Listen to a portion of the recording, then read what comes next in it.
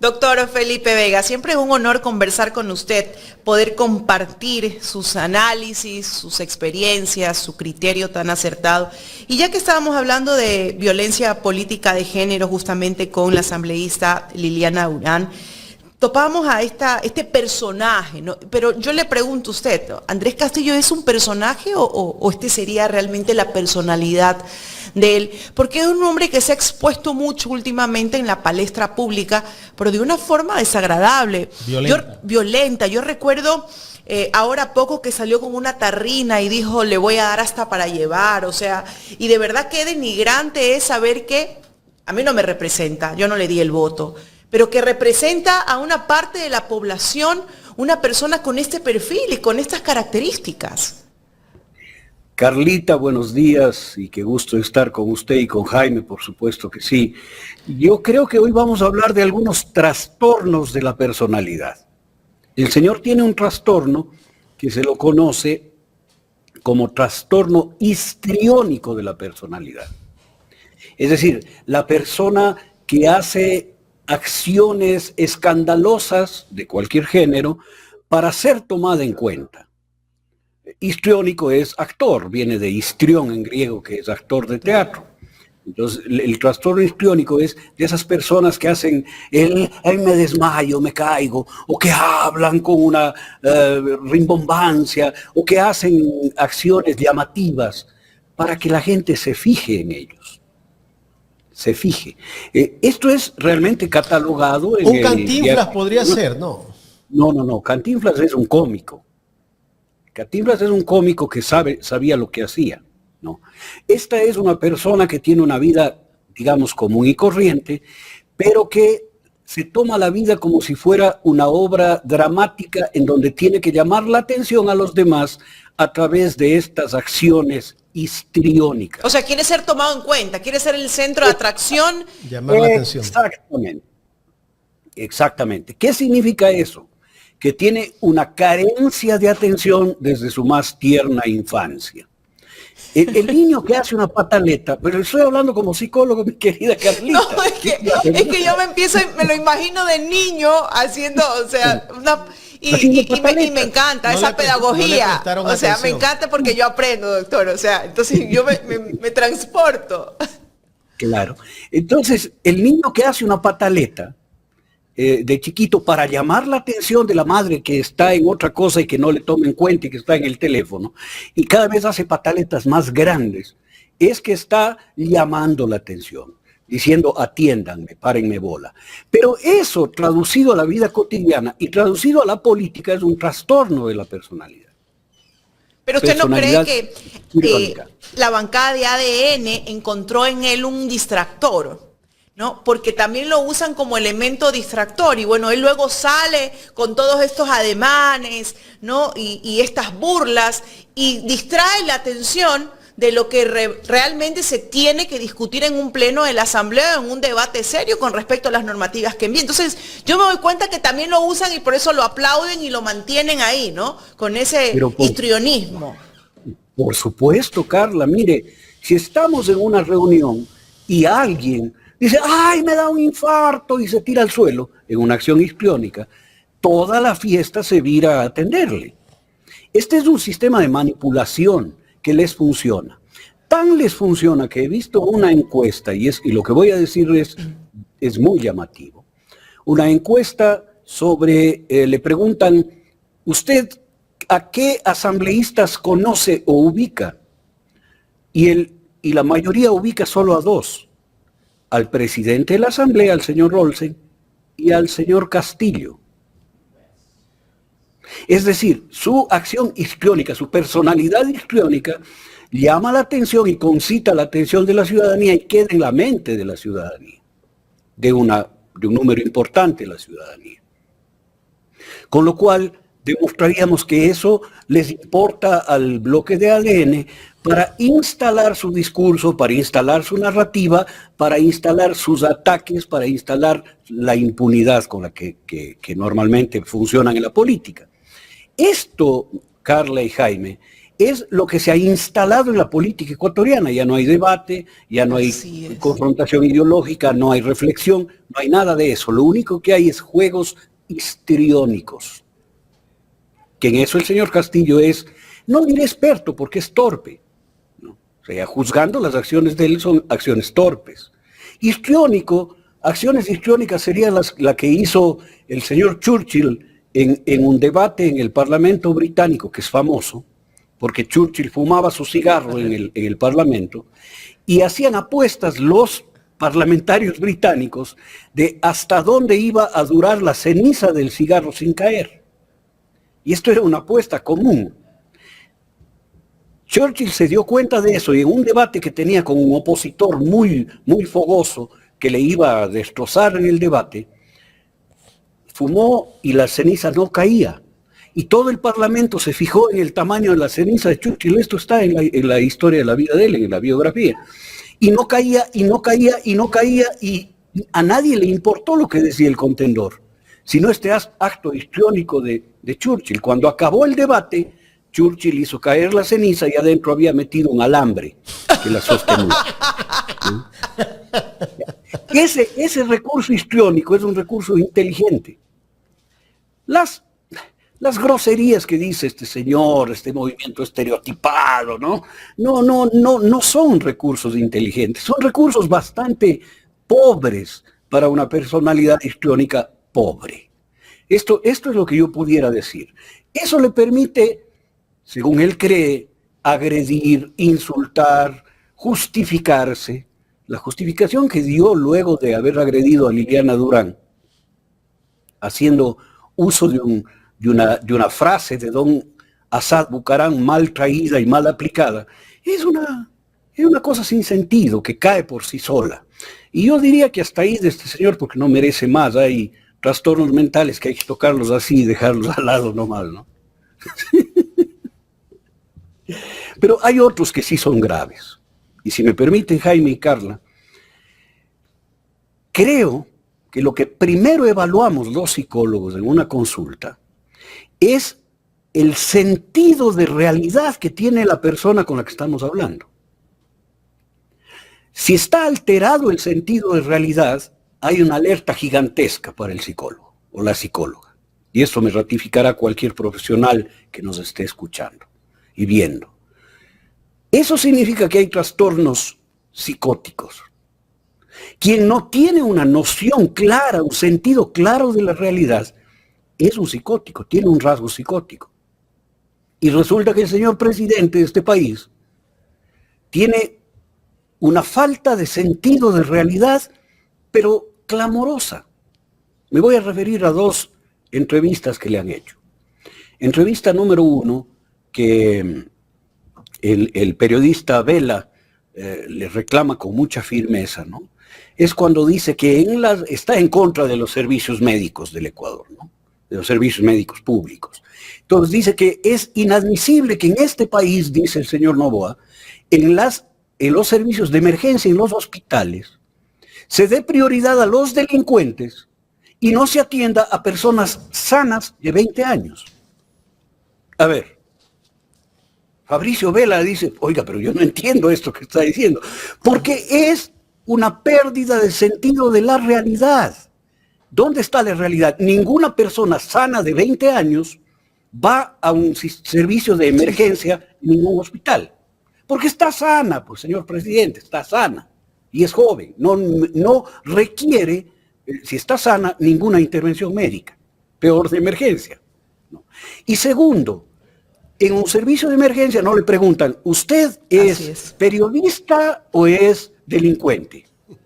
Ah, es delincuente, entonces no le atiendo. Bien, señor Noboa. Causa en el chiste. mundo, causa chiste, porque es sí, una pérdida del sentido de realidad, ¿no es cierto? No lo dice por pero hay gente ignorante, que aplaude ¿no? eso, ¿ah? Claro, porque la gente también está perdiendo el sentido de realidad por contagio y por inducción.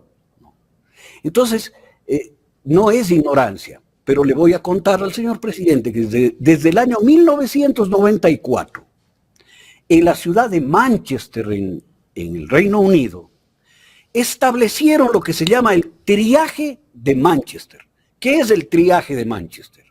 Es un orden de prioridades para atender a las personas que llegan a un servicio de emergencia. Y si ustedes van al Hospital del Seguro, a donde yo sí voy, he estado ahí con mi esposa, y se ve el triaje de Manchester en un letrero grandote, en donde el color rojo significa que está en riesgo la vida de la persona que llega, sin importar si es blanco, si es negro, si es indio, si es alto, si es bajo, si es mujer, si es varón, si es delincuente, si es mecánico o si es presidente de la República. Es persona, señor Noboa. Y esa persona que está en riesgo su vida tiene que ser atendida en primer lugar. Está establecido en el triaje de Manchester. Porque los médicos no atienden como él sí atiende y dice, a ver, son mis panas, les doy negocios. Son del pueblo, son mis enemigos. No, así no funciona. No. Funciona, el médico ha hecho un juramento hipocrático de salvar vidas y salvará la vida que llegue en riesgo de quien sea, sin importar nada de su juramento. Entonces, lo que él dice es una desconexión de la realidad absoluta. Y la segunda entrevista a la que quiero referirme. La segunda entrevista es en donde le piden ratificación, uno de los periodistas de algún radio de los que tiene comprados, le pregunta si se ratifica en la idea de pasar la seguridad social al Ministerio de Salud Pública. Y el señor dice, es que el seguro es una cosa muy complicada que no se puede comprender. No, señor Noboa. No, señor Noboa. Usted no puede comprender. Usted no comprende. Para usted es o me da plata o no me da plata. Negocio. Y si no me da plata, es complicado. Por lo tanto, hay que volverle simple para que me dé plata. Esa es su lógica. Y esa lógica es reñida con la realidad. Es un rasgo clarísimo de pérdida del sentido de la realidad. Y eso se llama psicosis. Es un trastorno psicótico. Porque que el presidente de la República diga que no puede comprender el sistema de prestaciones médicas en el seguro general que tenemos, es que no entiende nada, pues. Es que está lejos de la realidad. No. Miren en estas dos entrevistas cómo se puede trasuntar, dejar ver la realidad de la persona que resuelve sobre la realidad de 19 millones de ecuatorianos y ecuatorianas. Este es el problema. Este es el problema. Que tenemos una persona que no tiene sentido de realidad resolviendo sobre la realidad de 19 millones de personas. Esto es el peor destino que puede tener un país, que puede tener un pueblo, que puede tener la gente. Porque lo que él resuelva no contempla la realidad. Y al no contemplar la realidad hace estupideces como la consulta. Como querer poner una base militar en Galápagos diciendo que eso va a traer seguridad. ¿Y si te asaltan en el Cristo del Consuelo? ¿Qué hace la base militar en Baltra? Para darte seguridad. Lo que decía Carlita es muy inteligente. ¿Por qué no ponen en Durán la base? Porque la base no se va a encargar, ninguna base se va a encargar de esto. Y hay un argumento que le escuché decir a Martín Pallares, que me parece lo más simpático sobre las bases militares, que demuestra la falta de realidad del señor, ¿no? Dice Martín Pallares que yo voy a votar no por las bases. Y le dice, ¿y por qué? Pues si tú eres del gobierno, ¿cómo vas a votar no? Dice, no, pues porque acá viene Putin y nos pone una base, pues. O sea, va a haber una base rusa, va a haber una base chavista, va a haber una base china con la apertura. Ah, o sea que la Constitución ecuatoriana previene al Ecuador de cualquier tipo de presencia militar. Entonces no está tan mal. Pero no se sorprenda que si vamos a una constituyente pongan que solamente pueden ser bases norteamericanas. Por eso apuestan a la constituyente, para poder hacer lo que les dé la gana.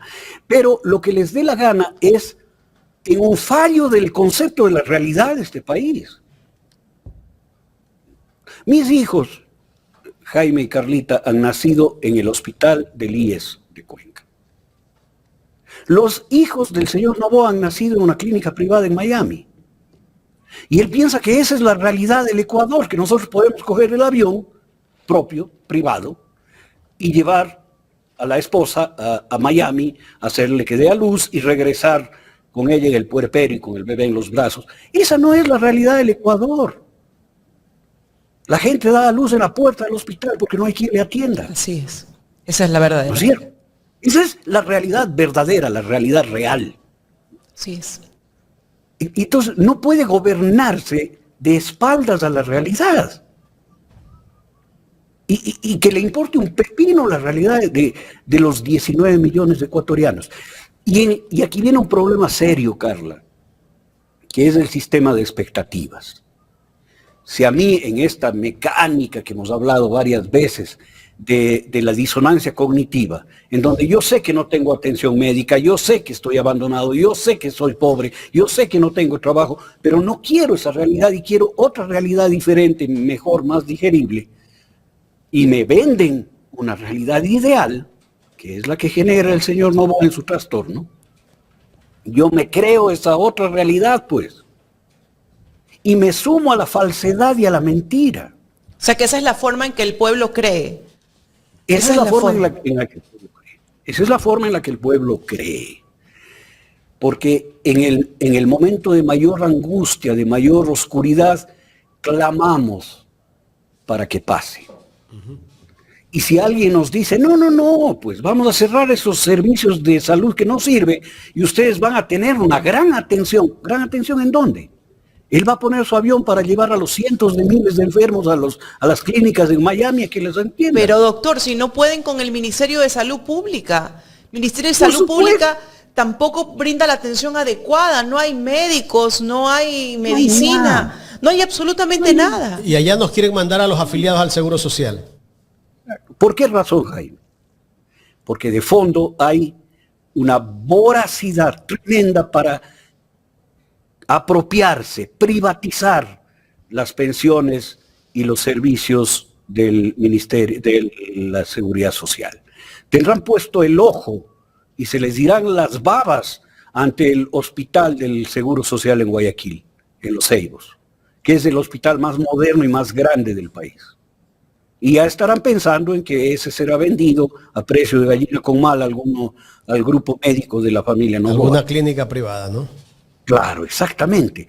Esta o del señor presidente del IES, que es del grupo Kennedy. El señor Lama. ¿Cierto? El señor Lama. Entonces ya estarán con los ojos puestos en eso.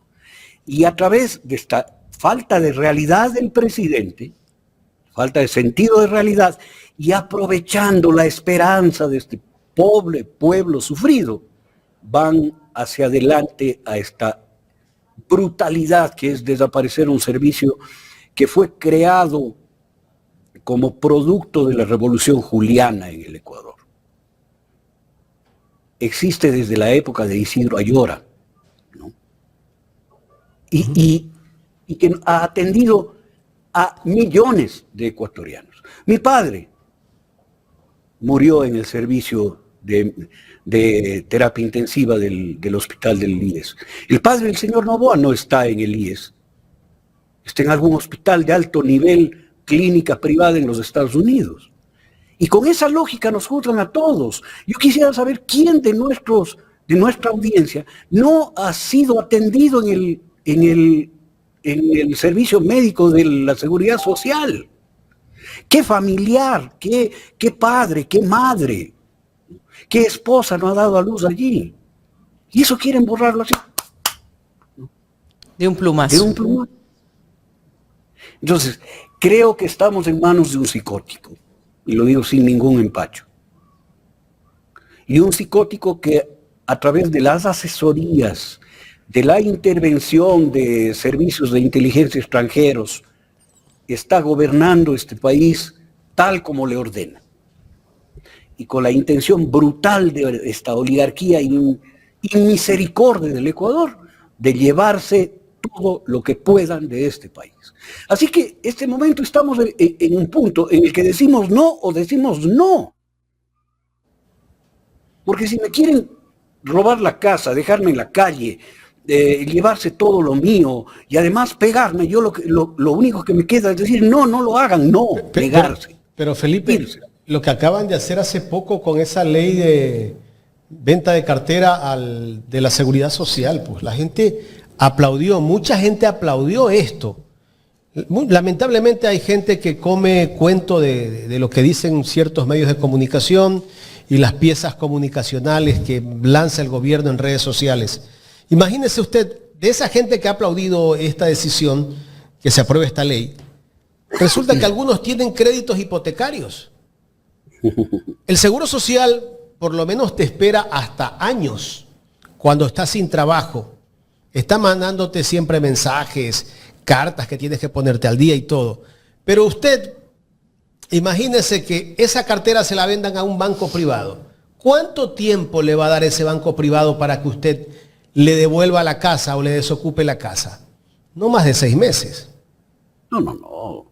Mira, eso es, primero, la cartera del BIES es una cartera absolutamente segura. Tiene garantía en caso de que la persona fallezca. Tiene el ingreso mensual del cual están pignorados los pagos. Esta no es la cartera de una cooperativa cualquiera. No. Es una cartera hipersegura. No es una cartera en riesgo, que es las que suelen venderse. Pero vendieron con ese propósito de que tiene riesgo, ¿verdad? Claro, y realmente no tiene riesgo. Es la cartera más segura que existe en el Ecuador. O sea, es el negocio para el privado. Es el negocio para el privado. Y después lo que dice Jaime es absolutamente cierto. La seguridad social, y señor Noboa, escúcheme, porque usted dice que la medicina en la seguridad social debe ser eficiente y generar ganancias. A ver, bájese de ahí. El sector privado en el que usted ha fallado, porque usted no genera ganancias en el sector privado, sino quiebra las empresas del sector privado, es diferente al público. El sector público no genera ganancias, no genera utilidades. El sector público genera servicios. Lo confunde con la corporación Noboa. Servicio, pero la corporación Noboa, donde él no genera ganancias. Él ahora está generando ganancias a través del aprovechamiento del erario nacional y de los bienes públicos, ¿no? A través de la apropiación de la riqueza nacional, no porque está generando con trabajo, con empeño, con iniciativa, no. Esto es a lo pirata. Entonces, la seguridad social no está para generar utilidades a nadie. Está para dar servicios, para cubrir necesidades, la necesidad de vivienda.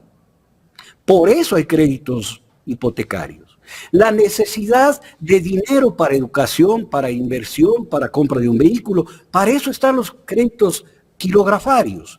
Y para las necesidades emergentes que están los créditos prendarios del Monte de Piedad, en donde uno va y deja las joyas y dice, oiga, présteme porque necesito este rato, no sé, para comer. Ya, y le prestan. La seguridad social fue creada en la Alemania de inicios del siglo anterior para cubrir las necesidades de los trabajadores y las trabajadoras, no para generar utilidad a nadie. Ahí es un sistema solidario donde el que más tiene aporta más, para que el que menos tiene tenga los mismos servicios. ¿No es cierto? Exíjale pues al ISFA y al ISPOL que generen, no utilidad, que cubran sus necesidades de gasto, pues, y que no haya que pasarles 40 millones de dólares al mes. O que los envíe también a atenderse al Ministerio de Salud. También entonces el hospital de la policía, díganle chao a todos esos hospitales y envíenlo al Ministerio de Salud. ¿Qué les pasa? A ver si les va a gustar, pues, ¿no? A los miembros de las fuerzas del orden. ISFA e ISPOL en las mismas condiciones del IES, pues. ¿No? Meta mano a los fondos previsionales y a la cartera del ISFA y el ISPOL a ver si le dejan, pues. A ver si no le cortan las uñas y le dan un patazo en el 4 letras y le mandan a Miami al día siguiente. Porque aquí lo que manda es la fuerza, pues, Carla y Jaime. Aquí ya no hay que andar con estas cosas irreales. O sea, claro, como tiene comprado a la dirigencia de los jubilados, que quiénes diablos serán los señores, ¿no? Entonces, todo lo que él dice, estos dirigentes venales, corruptos, lo único que hace es decirle, sí, señor presidente. En una institución que no es del Estado, él mismo no sabe explicar en su entrevista. Y dice, es que es privada, pero es pública. No sea pendejo, hombre. El Estado ecuatoriano tiene que estar porque es uno de los grandes aportantes a la seguridad social, porque tiene el mayor número de afiliados a la seguridad social en su ámbito. Pero es una institución de los afiliados y de los jubilados. ¿Qué hace la Presidencia de la República ahí? ¿Qué hace?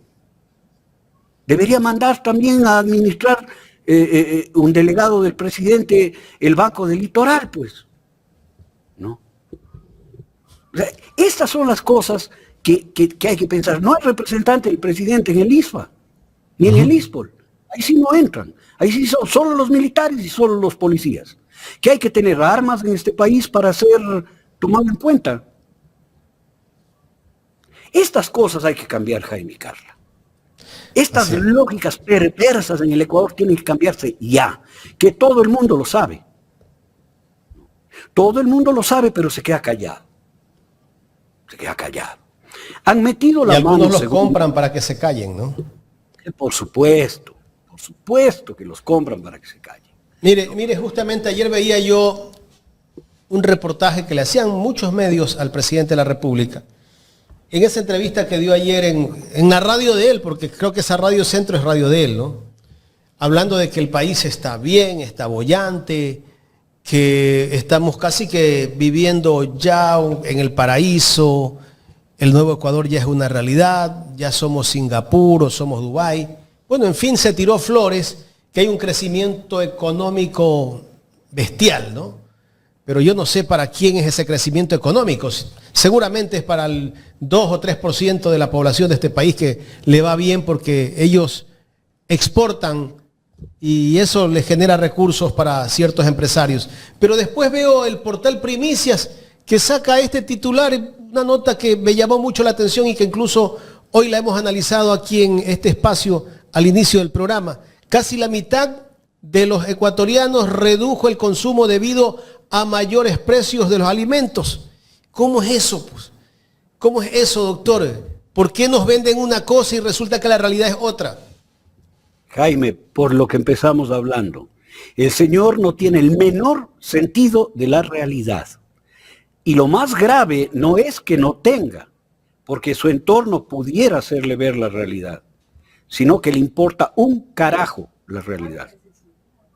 No tiene ninguna sensibilidad humana ante la realidad, porque él ha sido criado en una burbuja en donde le importa un pepino el sufrimiento ajeno. Solo le importa a él. Él y él. Nada más que él. Entonces, pero lo más triste es la disonancia cognitiva del pueblo ecuatoriano a lo que usted se refería, doctor. Claro, porque el pueblo ecuatoriano, es que esto es natural. A mí no me asusta el hecho de que haya disonancia cognitiva, porque nadie quiere, dice Freud, que hay un rechazo al sufrimiento y una pulsión por el bienestar, ¿no? Que se llama el sentido del placer. Buscamos bienestar, buscamos evadir la triste y cruda realidad. El problema está que hay sectores políticos que se aprovechan de esa condición humana para manipularla. Este es el grave problema. El uso y manipulación de la disonancia cognitiva. La disonancia cognitiva existe. Es un efecto natural de todas las personas y de todos los seres, porque el gatito, el perrito que es maltratado, busca evadirse del maltrato. Pero claro, él no llega a las elaboraciones conscientes que llegamos nosotros. Y en nuestras elaboraciones conscientes, es decir, sí, el Señor me va a llevar a una mejor vida. No ha funcionado así la humanidad durante miles de años. O sea, mantente en la pobreza, que cuando te mueras vas a ir al paraíso. O sea, la disonancia cognitiva existe, es una condición natural, connatural al ser humano. El problema está en el uso miserable de ello para mantenerla en la pobreza, marginación, sufrimiento, dolor, muerte, penuria a la gente. Hay que dar el salto, Carla. La realidad nos hace libres, nos pone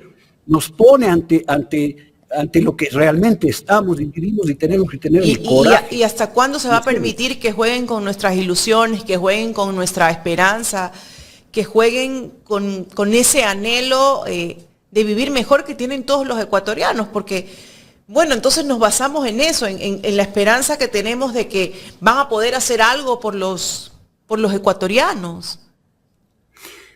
Hasta que superemos el prejuicio brutal que nos han puesto sobre Rafael Correa, el correísmo, la Revolución Ciudadana, Luisa González y toda la gente de la RC.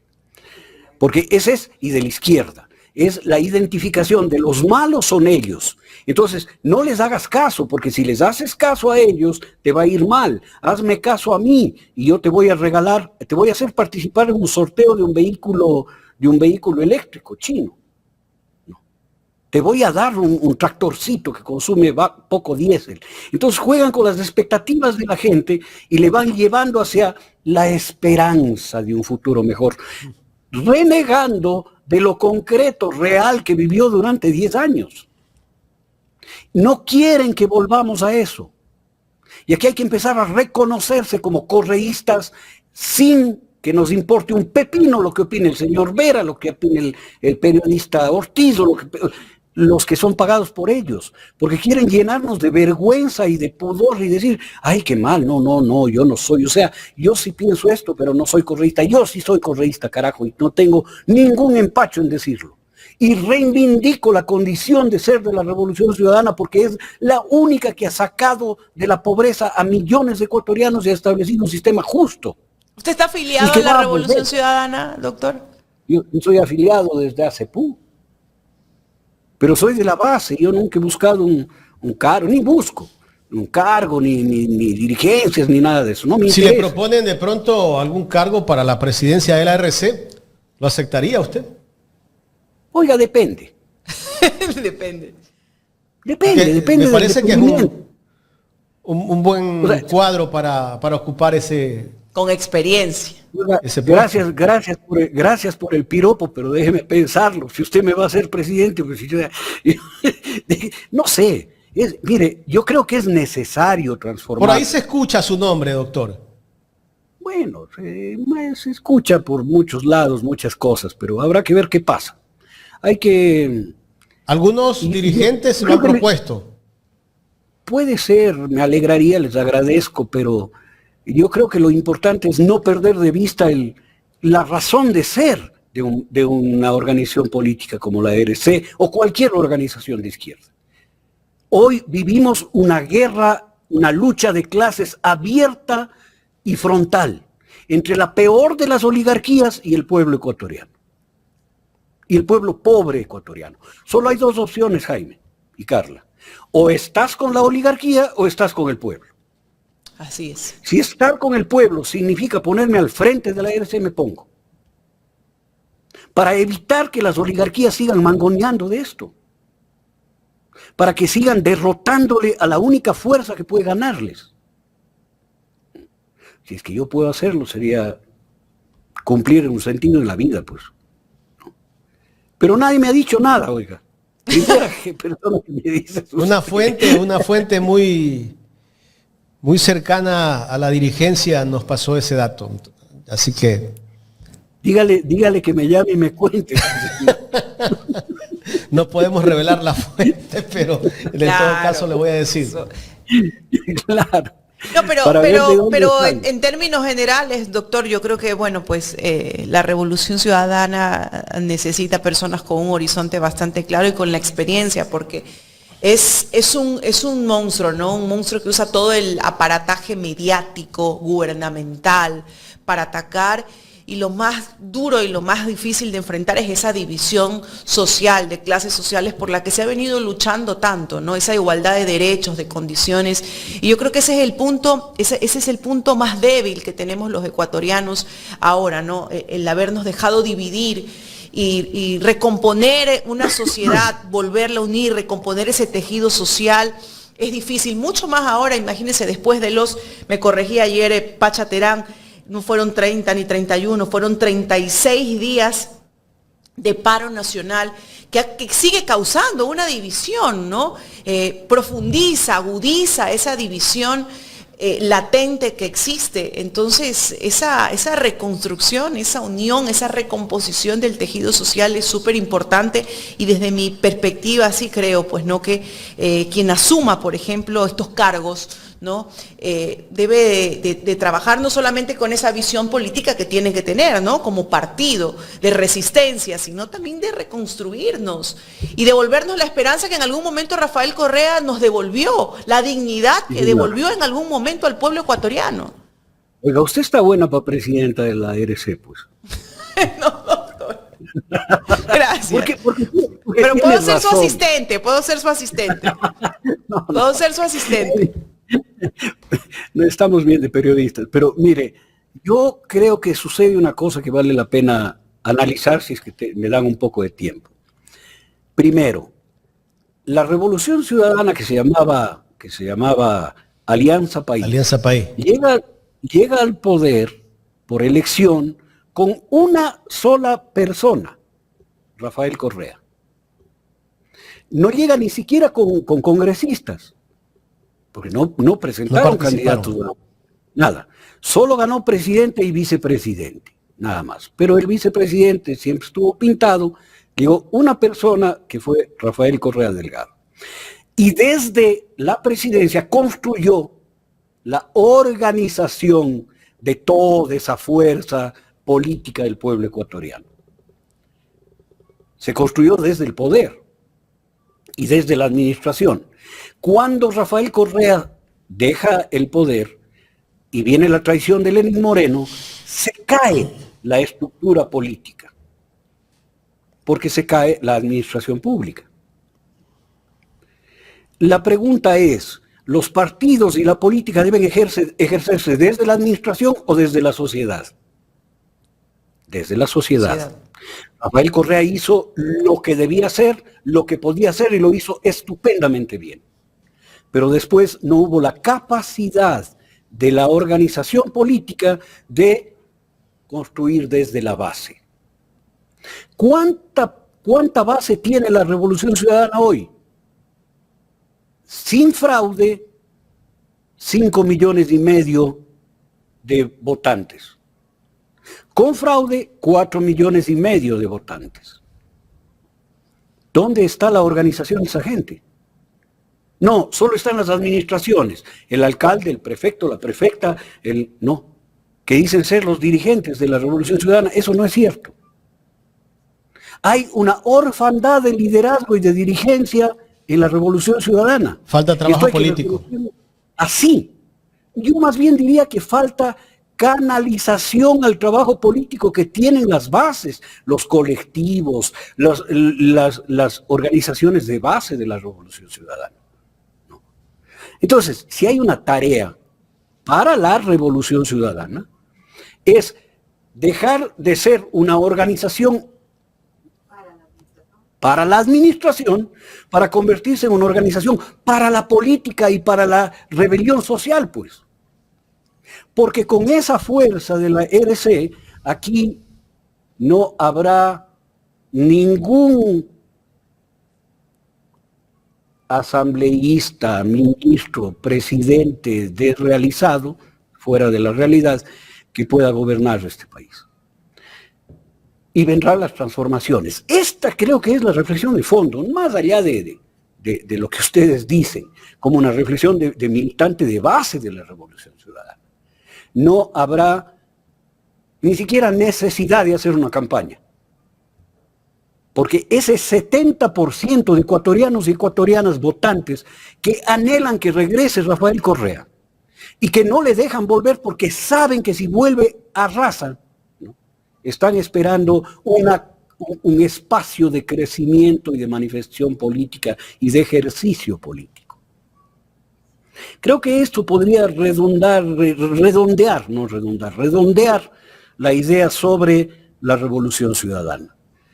Claro, significa un trabajo gigantesco. Y una cosa final, Carla y Jaime. Yo soy un hombre marxista desde la universidad, y no lo voy a negar jamás. Y Carlos Marx, en el Doctor, 18 Brumario...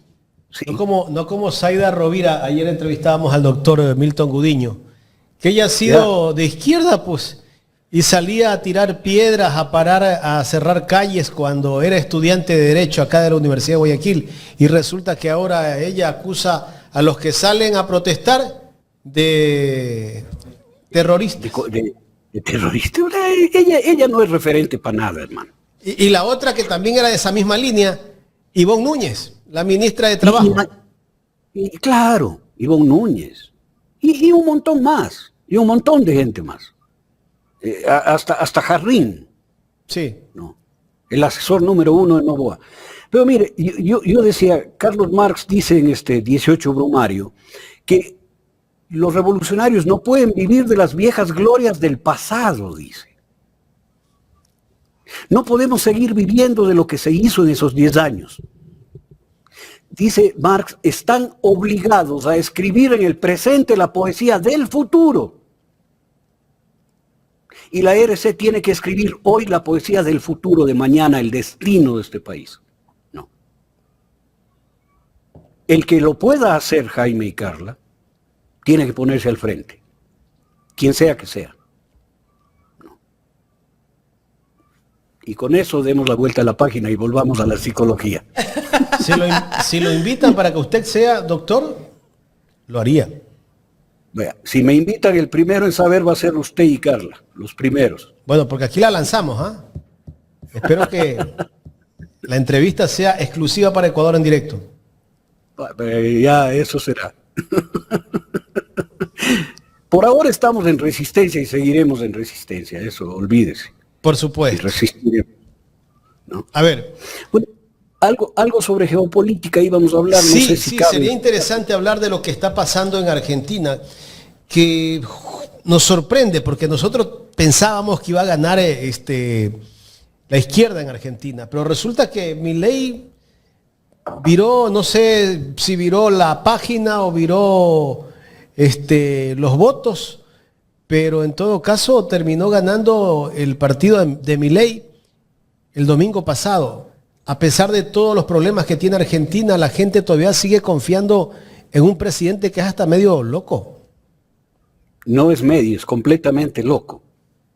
Yo creo que no es la gente la que confía en ellos, sino que no tienen una alternativa sólida de la cual colgarse y a la cual apostar. Quiero decir con esto que el peronismo en Argentina, especialmente en el lado kirchnerista, no ha logrado dar el salto de esta visión institucionalista, administrativa, hacia una acción como la que tenía el peronismo en la época de Perón. No. Una acción política desde el pueblo, desde la base. Lo mismo acaba de suceder en Bolivia. El MAS perdió y ganó el señor Rodrigo Paz de una opción de centro derecha, no porque el pueblo boliviano confía en este tuto que es de la ultraderecha, no confía en él. Buscó una opción intermedia más o menos, ¿no? Pero es un llamado de atención a la falta de imbricación política real del MAS con la gente. Y lo mismo puede estar pasando acá, Jaime. No hay un triunfo rotundo y definitivo de la Revolución Ciudadana porque la gente todavía no encuentra la respuesta popular organizativa que les refleje, sino una cuestión más bien administrativa en donde los alcaldes y prefectos se hacen al lado del paro, por ejemplo, y equiparan la fuerza brutal y asesinan a las Fuerzas Armadas y la policía con la resistencia de la gente y dices que todos deben bajar las armas. ¿Qué armas? Estas fallas, Jaime, son las que se expresan en Argentina y son las que se expresan en Bolivia y son las que lamentablemente también se expresan en el Ecuador. Por eso es necesario hacer una mirada global y conjunta sobre esto. Si el kirchnerismo no modifica su acción política y retoma la tradición más grande del peronismo, esto lo digo porque hay sectores en donde gana el peronismo y pierde el kirchnerismo, que es muy raro, ¿no? Es muy raro. Entonces tienen que modificar la acción política para poder consolidarse como la verdadera opción del pueblo argentino. Y esa es una tarea muy, muy fuerte, muy grande y muy difícil de alcanzar, pero posible de alcanzar. En Bolivia pasa exactamente lo mismo. El MAS ha tenido una larga presencia y al final una presencia conflictiva en la administración pública en Bolivia. Pero también por divisiones que se dieron entre Morales y... Pero son las mismas divisiones del peronismo o parecidas divisiones entre el peronismo y el kirchnerismo. Pero quien gana la elección en Bolivia, doctor, es un presidente de centro, ¿no? Centro izquierda, no es extrema derecha. No, centro derecha más bien. Es una especie, mire, yo creo mucho en las decisiones de la gente. Siempre son acertadas, porque están dando grandes lecciones a los que deberían representarle. Con Rafael Correa nunca hubo dudas sobre eso. 14 elecciones, 14 ganó. Hasta la última, que fue la del traidor, ¿no? 14. Luchando contra todo, siempre ganó. Porque el pueblo reconoce dónde está la verdad. Pero si la verdad está a medias, si no hay una cosa absolutamente contundente, el pueblo busca otras opciones, Jaime. Claro. Y se equivoca en su elección. Entonces, lo que pasa en Argentina, y esta es la parte geopolítica de la conversación, pasa también en Bolivia y pasa en Ecuador. Porque el fraude no es posible si es que hay una diferencia de 10, 12 puntos. Si hay una diferencia de un punto y medio, es fácil hacer un fraude. ¿No? Por eso, el reto en el Ecuador es lograr que la Revolución Ciudadana se consolide como la opción política en la calle, en la vida cotidiana, en el sindicato, en la comunidad indígena, en el sector de las amas de casa, en el mercado, porque solo así se puede ganar. Felipe, pero ¿cómo se gana el relato a la derecha? Porque yo entiendo que hay que organizarse y todo, pero también ellos tienen una campaña agresiva, comunicacional, ellos compran periodistas, el medio que lo necesitan lo compran, hacen lo que quieren porque tienen los millones de dólares, que creo que parte de esos millones de dólares son del Estado, del pueblo ecuatoriano que también paga sus impuestos, los invierten en la comunicación. Es un poco difícil, ¿cómo romper ese cerco mediático? A ver, mi querido Jaime, yo ahí me declaro más leninista que gramsciano. Gramsci decía que aquí hay una batalla cultural, que hay que ganar la batalla cultural y la narrativa. No, aquí hay condiciones objetivas que hacen que el pueblo vaya por el lado A o por el lado B. La inducción mediática ha existido siempre. La manipulación de la psicología psicológica en la sociedad ha existido desde siempre. El gran tema está que las condiciones objetivas tienen que hacer superar esta discusión de narrativas. ¿No? Decía el señor Jaime Durán Barba, experto en narrativas, que en Bolivia iba a ganar la narrativa de Tuto Quiroga, al cual él le asesoraba. Y Tuto Quiroga perdió en la primera y en la segunda vuelta. Las narrativas no son las que ganan, Jaime. Las narrativas dan justificación para que no se tome el mejor partido, porque el mejor partido tiene grandes problemas. ¿No? Problemas reconocibles. Por ejemplo, que hayamos votado muchísimas veces por candidaturas de la Revolución Ciudadana que en la esquina se dan la vuelta y se pasan al frente. Eso tiene que ser reconocido como una condición objetiva. ¿Por qué sucede? ¿Porque eligen mal a los candidatos? No. Porque no hay un sistema de representatividad real de las fuerzas sociales que están dentro de la Revolución Ciudadana. Y la fuerza social quiere decir el colectivo pequeño del barrio, el grupo comunitario que actúa todos los días. Esta es la realidad, pues. La Revolución Ciudadana no tenía necesidad de poner a un tiktokero como Peña, ¿no? Ninguna. Y eso a la gente, al votante, en lugar de decir, ay, sí, qué malo el Peña, dice, oye, pero qué mal está esto. Claro, y era un tipo tránfuga, es un tránfuga, pues, como lo describió Javier Lasso. Claro, me obligaron a votar por él, porque yo tengo una idea, tengo un pensamiento, tengo una esperanza, una expectativa, y me ponen una partida de indecentes por los cuales tengo que votar. Y eso no solo es con Peña. Hay autoridades locales por las que se votó, se peleó, se luchó, y a la primera de bastos dan la espalda, pues, Jaime. Y la persona de la Revolución Ciudadana que tiene convicción, que tiene esperanza, que tiene fuerza, que tiene militancia, dice, pero ¿yo qué hago aquí? Si hay militancia que en realidad cumpla esos requisitos para que a futuro no se vayan a otro partido político, sí hay. Pero por supuesto, aquí hay una militancia de millones de personas, ¿no? Millones de personas que en la esperanza de que vuelva Rafael Correa, ¿no?, se han mantenido contra toda adversidad, contra toda persecución, contra todo golpe y contra toda frustración, Jaime. Contra toda frustración se mantienen, haciendo ellos mismos la campaña, sin recursos, por amor a la esperanza de que este país regrese al camino del desarrollo, de la justicia, del fin de la pobreza, de la educación, del crecimiento, de la dignidad. No.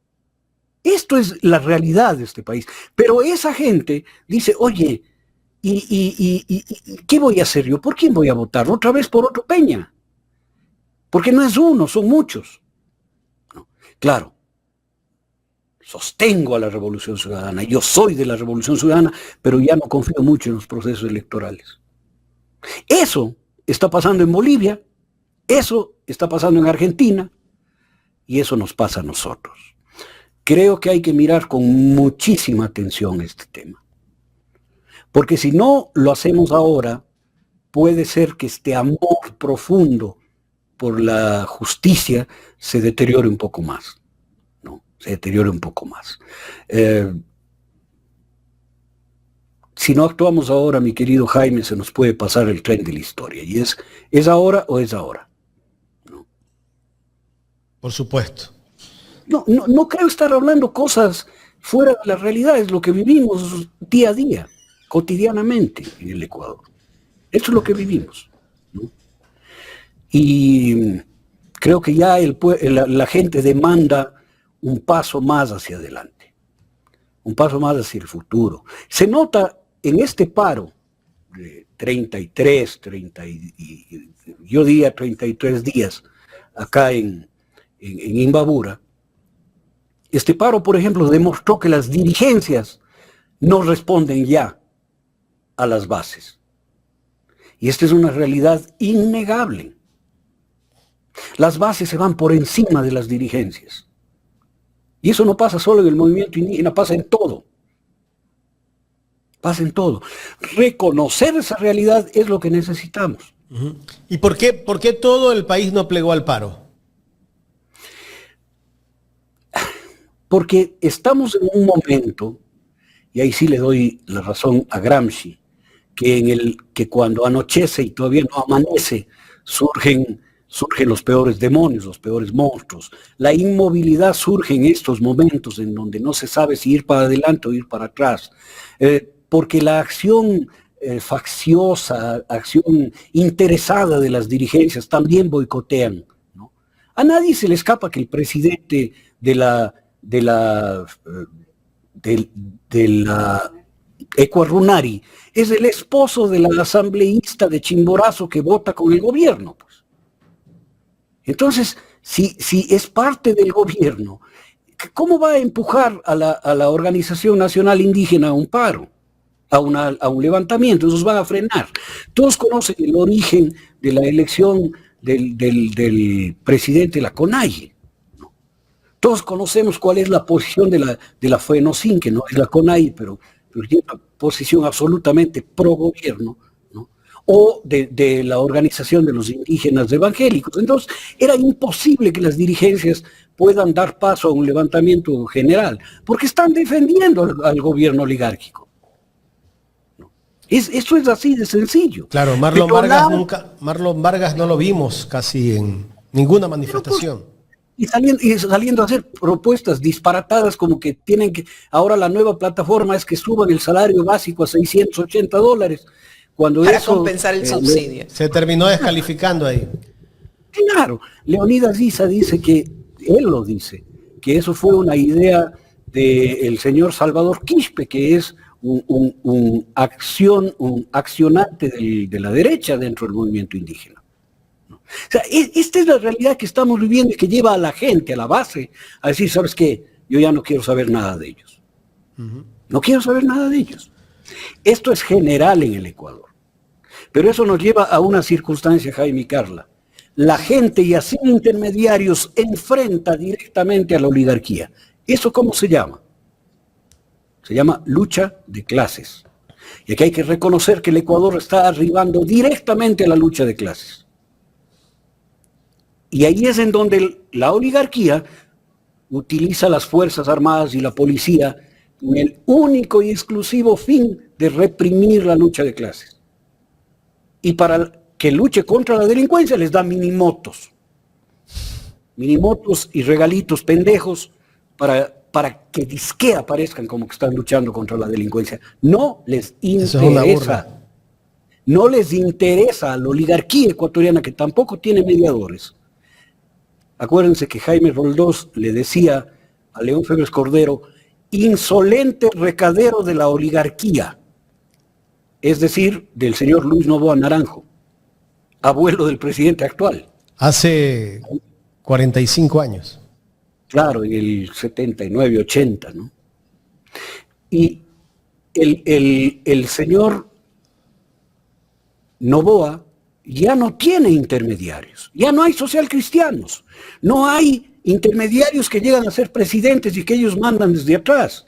La vicepresidenta es la señora Pinto, no es ninguna representante de ningún partido político, no es de la democracia popular como era antes los oligarcas de la sierra que tenían a la democracia popular a que actúe por ellos.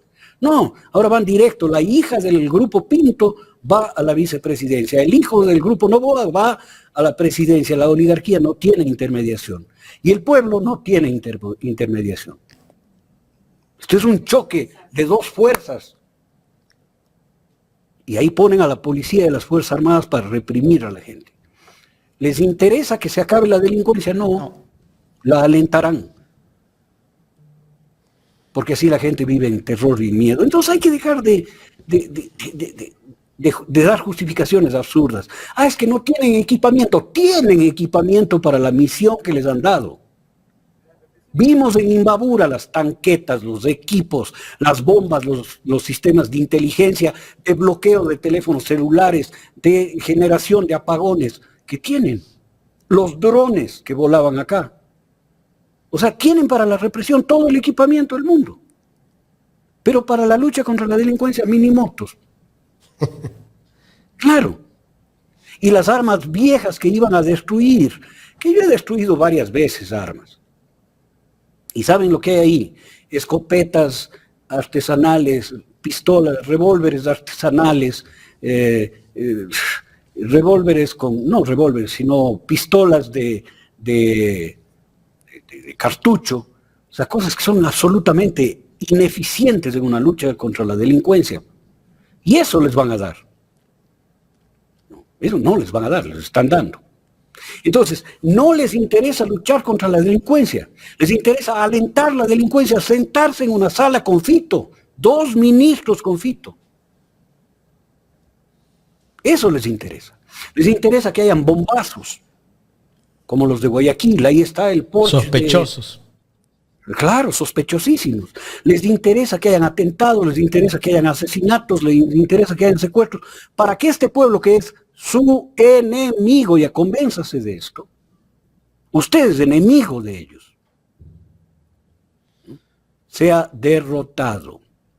Doctor, desde el primer día que sabíamos ya que Daniel Noboa iba a asumir nuevamente la presidencia, usted dijo, solamente nos queda declararnos en resistencia.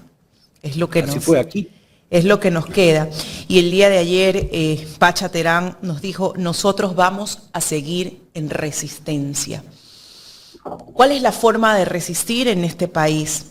en estos momentos? ¿O cuál sería la forma que tendríamos que aplicar como sociedad o las organizaciones sociales? Lo primero, reconocernos como lo que somos, Carla. Somos mestizos. Tenemos abuelas indígenas, todos, todas. O abuelos africanos, todos, todas. O los dos. Primero, reconocernos como lo que somos para no considerar a nuestros enemigos, a los que son nuestros parientes, nuestros primos, nuestros hermanos. Número 1. Número 2, reconocer que los únicos que tienen el capital, que tienen el poder económico en el Ecuador, son los dueños de los medios de producción. Si yo tengo un camioncito, no soy dueño del medio de producción, soy dueño de la herramienta de trabajo. El dueño del medio de producción es el que puede inferir y decidir el destino de todos los transportistas. Es el que tiene una empresa de transporte con 100 camiones. No el chofer que tiene su camioncito. Ese es un trabajador. Hay que reconocernos como lo que somos. Reconocernos primero que somos mestizos. Segundo, que somos trabajadores. Que nuestra fuerza de trabajo es utilizada por la oligarquía. Y tercero, reconocernos que nosotros hemos sido declarados por ellos sus enemigos. Ellos que envían sustancias controladas en cajas de banano, ellos que hacen negocios turbios y que lavan dinero, nos acusan de narcotraficantes. Ellos que envían sus ports a lugares que están vinculados con explosiones en la bahía, nos acusan de terroristas. Ellos que tienen las concesiones mineras y que trafican con oro, nos acusan de mineros ilegales y de beneficiarnos de ese dinero. O sea, esto es lo que tenemos que darnos cuenta. Porque si no nos damos cuenta, como me decía mi papá, mijito, si no te das cuenta las buenas, te vas a dar cuenta las malas cuando te des contra el suelo. El Ecuador tiene que darse cuenta de estas cosas en serio. Y ahí empezar a resistirnos. Yo me resisto a darle la autorización a este señor para que haga una nueva constitución, porque la constitución que tenemos, esta, no es ni chavista, ni hecha por Rafael Correa. Esta es una constitución en la que participaron decenas de miles de organizaciones en el Ecuador y de personas para construirla. Y habían visiones claras sobre eso. No es, yo les diré qué quiero poner cuando gane. ¿Qué es eso? ¿Qué es eso? O sea, casémonos. Ya, muy bien, ¿dónde vamos a vivir? Primero nos casamos y después te digo. ¿Cómo es eso? O sea, barájame la suave. ¿Qué estás? Hay que darse cuenta de ese tipo de cosas y resistirnos. Ustedes me han hecho dar un discurso político hoy día, ¿verdad?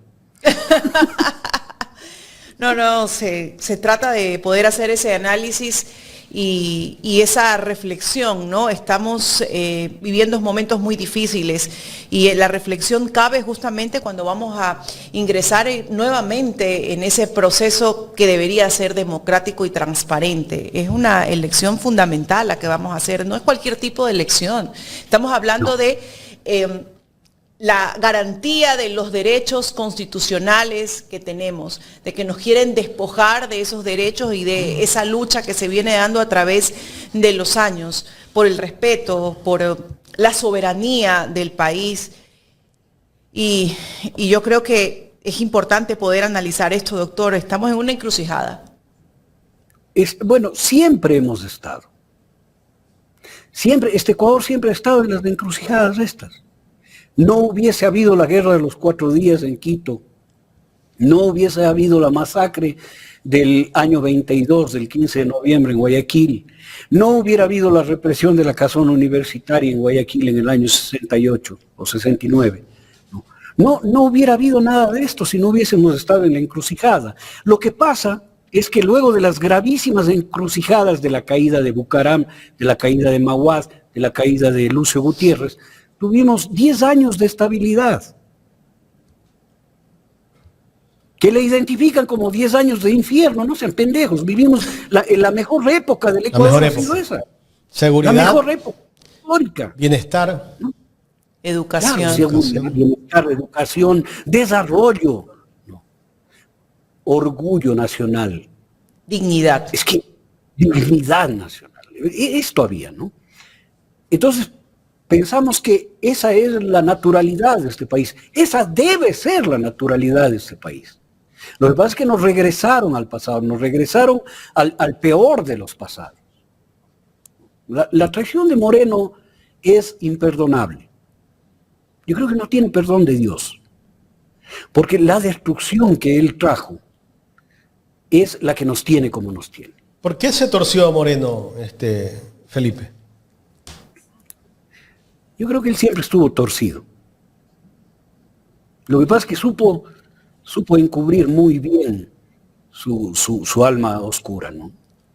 Pero cuando tenía que dar un discurso en la época de Rafael Correa, él parecía el hombre más seguro dentro del proyecto político, ¿no? ¿Cómo puede haber, yo digo, en este mundo, ese tipo de personas que tienen doble cara, ¿no? Bueno, Judas era muy amado también de nuestro Señor, ¿no? Era muy amado y tenía mucha confianza. El problema no está en quién confía, sino en el traidor, pues. Así es. ¿No es cierto? Y no se Traidor puede es traidor en todos lados, ¿no? Traidor es traidor. Traidor es traidor. Y el mundo está lleno de estos ejemplos de traición, ¿no? Tengo una inquietud del economista Víctor Andrade, Felipe. Dice que le pregunte, frente a la situación política del país y latinoamericana, ¿la RC debe convertirse en partido o seguir como movimiento? ¿Cuál es su opinión, Felipe? A ver, yo tengo una opinión desde hace mucho tiempo sobre eso. La Revolución Ciudadana debe convertirse en la organización política del pueblo ecuatoriano, no en la expresión política de las administraciones públicas, sino en la organización política del pueblo ecuatoriano. Si esa organización, en el marco jurídico, debe convertirse en un partido, es secundario. Debe seguir como movimiento, es secundario. Pero lo importante es que debe catalizar la voluntad política de la gente. Si eso nos arriba a mantenerse a la Revolución Ciudadana como un movimiento, habría que fortalecerlo como tal, un movimiento de movimientos, un movimiento de colectivos, un movimiento de organizaciones de base. Si es que la expresión política de la gente en el Ecuador le empuja a ser un partido, tendría que ser como tal, pero la discusión sustantiva no está ahí. La calentura no está en las sábanas. La discusión sustantiva está en: ¿soy la expresión política de la gente y del pueblo ecuatoriano o soy una estructura grande que quiere mover la voluntad política del pueblo ecuatoriano? Esa es la disyuntiva. Creo que esa es la disyuntiva básica. Yo estoy porque la Revolución Ciudadana, como militante de base, sea la expresión política y con la democracia interna más fuerte posible de la voluntad política de la gente, del pueblo, de esta clase ahora insurgente y en conflicto, ¿no? Pero eso también tiene que ver con la necesidad que se tenga, como hablábamos al principio, doctor, de trabajar en el territorio, de hacer un trabajo mucho más profundo en el territorio. Por supuesto que sí. Pero la pregunta es, ¿cuál es el territorio el día de hoy, Carla? El territorio también está en el mundo virtual. Y la demostración es usted. Usted en el mundo de la virtualidad hace un trabajo gigantesco y tiene una pegada inmensa, más grande que la pegada de cualquier medio impreso, que va en físico al territorio y que llega a las manos de las personas. También hay un territorio virtual en el que se debate la política. Hay que estar en los dos. No. Como militante lo digo. Yo hago militancia en territorio real físico, he hecho siempre, con los afectados hipotecarios en España, con la plataforma de ecuatorianos contra las hipotecas en España, con las comunidades acá en la provincia en que vivo, con las organizaciones en donde vivía antes, con los grupos culturales, pero el ejercicio político más fuerte que he tenido nunca es el que hago hoy en los medios digitales. Entonces, hablar del territorio es también hablar de lo que hacemos, ¿no? Y capaz que la lucha también está aquí. No hay que menospreciar, como dicen, dejen el teléfono y vayan a la calle. No, tranquilo. Han habido caídas de gobiernos con el teléfono, Nepal. Y aquí, los forajidos, ¿no? Entonces, creo que hay que redefinir también los espacios territoriales donde hay que actuar. Reconocer esto no es una acción de la dirigencia, no, es una acción de la militancia. La militancia tiene que reconocer, no quedarse así, medio achicompalada, diciendo, chuta, yo no salgo a protestar. No. Tienes una acción en redes sociales. Una acción por la cual el señor Daniel Noboa ha pagado, según el observatorio de pautaje en el sistema Meta, que está, hoy hay una denuncia con el website donde se puede entrar a ver eso, ha gastado en 15 días $112,000 de su tarjeta de crédito para pautar campaña por el sí. Dios mío. Qué barbaridad. ¿No es cierto? La pregunta, Carla y Jaime, es, ¿por qué el señor se gasta $112,000 en 15 días para poner propaganda del sí en Meta? Porque la importancia de las redes sociales es fundamental. Porque algún experto le recomienda. Claro, el territorio de la lucha política también está en redes sociales. Y también está en los medios digitales. Así que creo que hay que tomarse en serio esta militancia que tenemos. Hay que tomarse en serio. Saber que estamos dando lucha en los lugares que mayor alcance y mayor contacto pueden tener. Miren, hablamos aquí más de una hora. Y hay miles de personas que nos escuchan la hora, no porque yo sea nada, sino porque tienen una avidez enorme de tener explicaciones. Hay 4.000 personas en todas las redes conectadas en vivo. 4.000 personas nos están escuchando. Eso no lo logras con ninguna revista, con ningún periódico, con ninguna radio de señal abierta.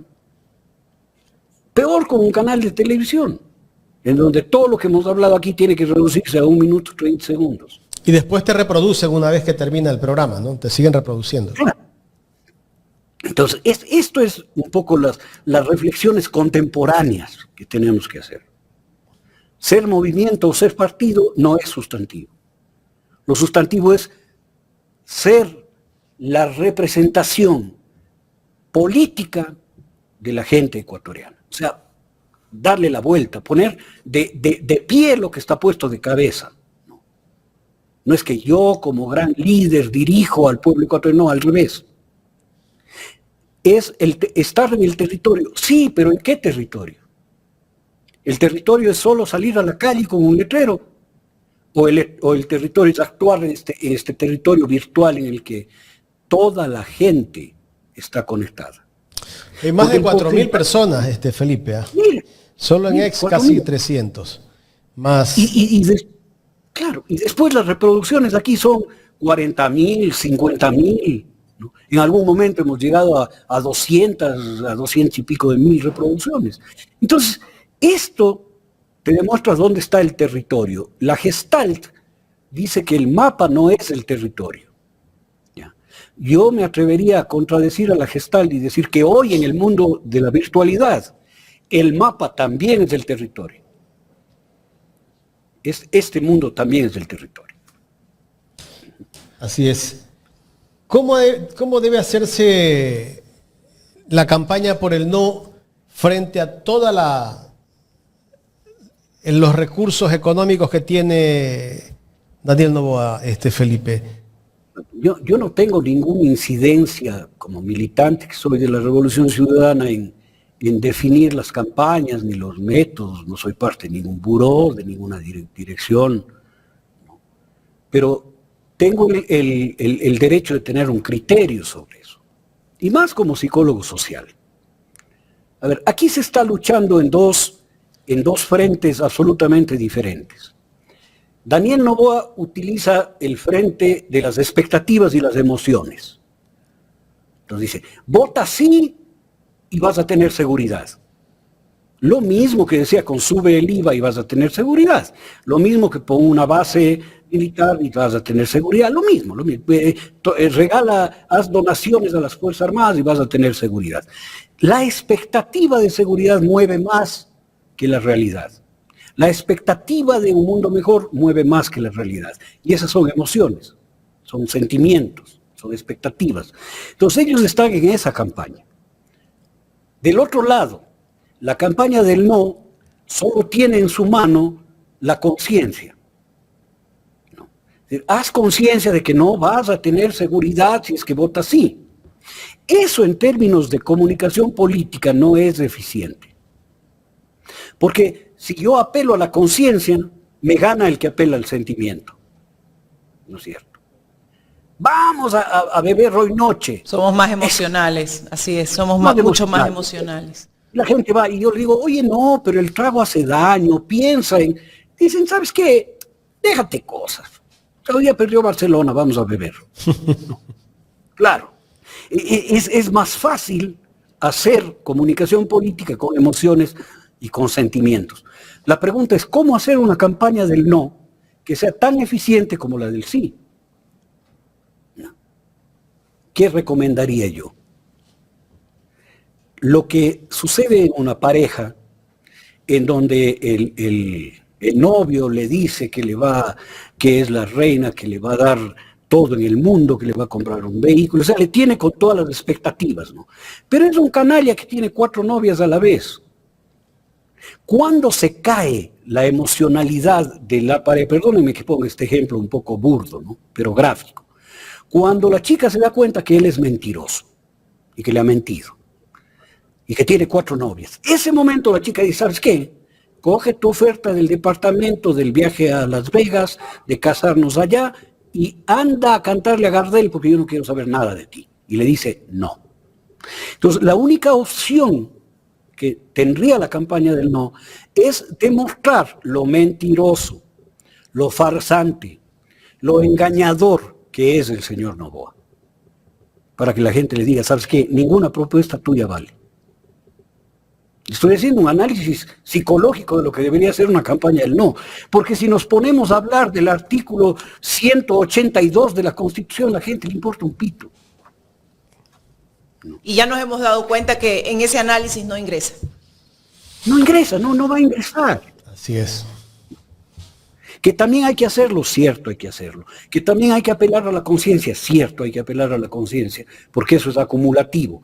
Pero este rato hay que demostrar que el que te está convocando a preguntarte, a pedirte el sí en este nuevo matrimonio, es un farsante, un engañador, un estafador, un ignorante, una persona que no tiene noción de tus necesidades y que es cruel, que es malvado, que le importa un pepino matar gente en el Ecuador.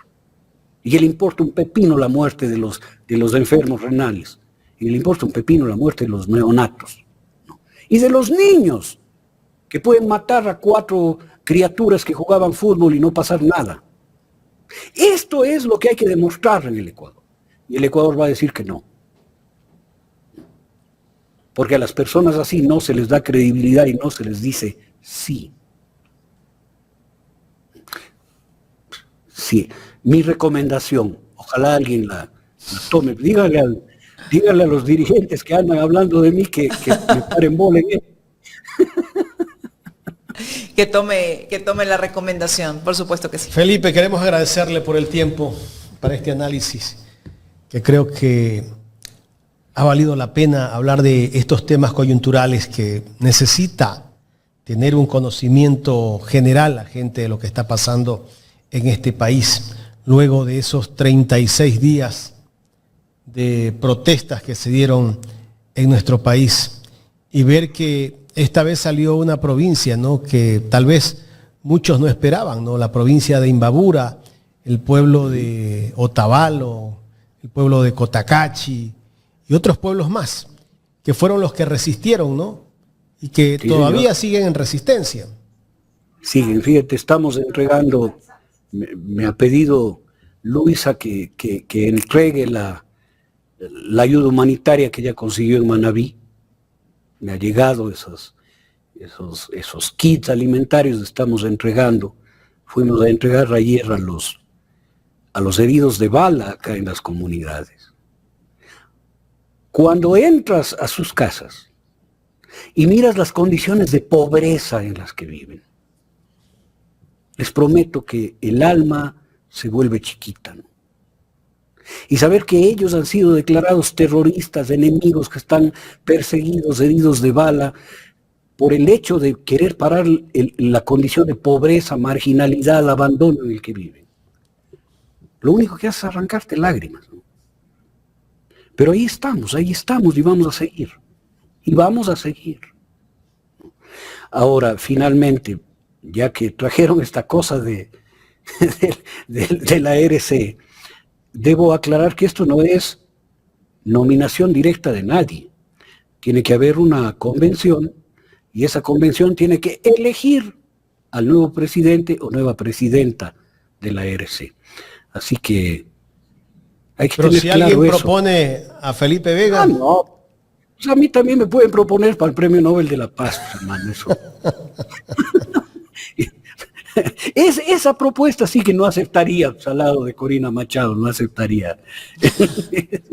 pero hay un desacuerdo, ¿no?, en Noruega por el tema de este premio, No van a hacer la marcha de las antorchas, porque una gran cantidad de organizaciones activistas por la paz hacían una marcha de como 15,000 personas con antorchas la noche de la entrega del premio, y se negaron a hacer, diciendo que María Corina Machado no merece el premio. Así que Noruega resuelve no entregar el premio, ¿no?, pese al Comité del Nobel. Esto es muy interesante porque demuestra que la gente tiene conciencia y noción de las cosas y que ya no es posible comerles el cuento. Así, mis queridos, y con eso, pues, agradecerles por todo el tiempo que me dan ustedes. Y hoy día como que me han visto con otra cara, oiga, Carlita. No soy el amigo, compañero de Ecuador en Directo que hablamos, sino ya me ven como, oye, a este hay que sacar. ¿Qué pasó? No, no diga eso, No, doctor. no, para nada. Ando sonriente, no sé por qué me dicen eso. Llegué tempranito en la mañana, ¿será que Es que estamos desde las 7 de la mañana aquí, pues. Va, está bien. Porque el alcalde estuvo a las 7:30, ¿no? yo llegué 6:40? Yo llegué a las 7:03. 6:40. Qué buen trabajo el de ustedes, oiga. Oiga, pero ¿cómo no va a ser digno de orgullo en el Ecuador? Que gente que no tiene ingresos, que vive peleándole a la vida con otros trabajos, no, entregue su tiempo como entrega la gente que hace comunicación en los espacios digitales. Es maravilloso, es una muestra de lo que es este pueblo ecuatoriano.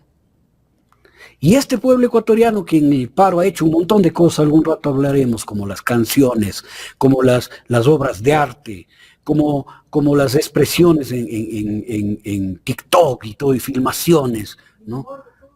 Y el humor con el que han analizado la realidad del país, demuestra que somos un pueblo que merecemos otro destino. Sobre todo respeto y Otro dignidad. Respeto y dignidad. Sí. Gracias, Felipe. A ustedes, Un abrazo. queridos amigos, abrazo, Carlita. Un abrazo, mi querido doctor Felipe Vega de la Cuadra. Espero volverlo a tener aquí de forma presencial, pero ya que no me dé. No, me tienen que decir, porque luego yo... No, es que ahí no, pues ahí termina la sorpresa. Yo que soy tan emocional y efusiva, porque de naturaleza soy así... ¡ah! El día que le fue a abrir la puerta, ¿cómo fue? No, casi me desmayo. Jorge, Usted no me había dicho nada. Jorge le dijo, ábrame la puerta que estoy ocupado. Sí, Jorgito me dijo, cuando usted abre la yo puerta... casi me desmayo. Yo lo vi así parado el doctor y yo... ¡ah! Nunca lo había visto. Nunca lo había visto. Nunca lo había visto. Y él me vio y me dijo, Carlita. Y yo, hasta gaga me quedé. Y cuando vino Boris Ávila. También me hicieron lo mismo, pero lo que pasa es que cuando vino el doctor Felipe Vega de la Cuadra, sí, mi expresión fue de sorprendida, no sé. Omar dice, o sea, cuando vaya yo, ¿cómo será? Ahí traigan ambulancia, porque se desmayó.